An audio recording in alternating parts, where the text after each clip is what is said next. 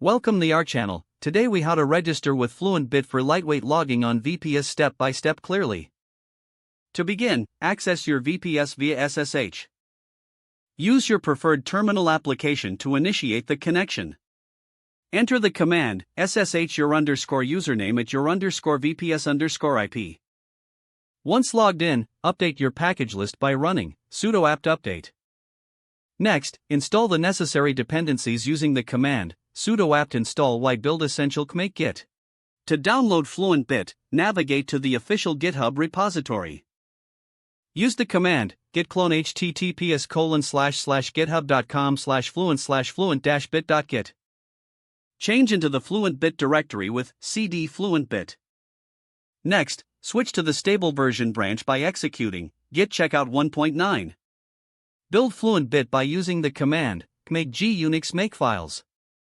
Compile the program with make. Once the compilation process is complete, install Fluent Bit by running sudo make install. After installation, create a configuration file for Fluent Bit. Use your preferred text editor to create the file sudo nano/etc/tdagentbit.conf.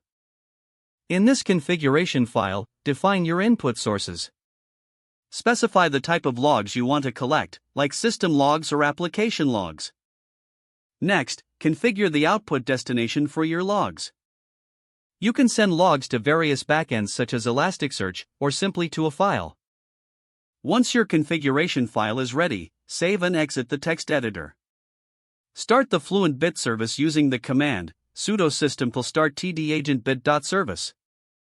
To ensure it runs on startup, enable the service with sudo systemctl enable tdagentbit.service. Check the status of the service to confirm it's running smoothly by executing sudo systemctl status tdagentbit.service. After verifying, you can monitor your logs in the configured output destination. Finally, review the Fluent Bit documentation for advanced configurations and options. If the page does not load, refresh the browser or try again in a private or incognito window. Make sure you are using the correct email address, then retype it carefully to avoid small typos.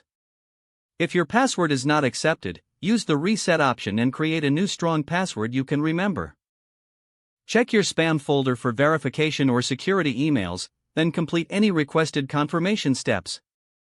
Don't forget to like this video and subscribe to our channel for more step-by-step tech guides.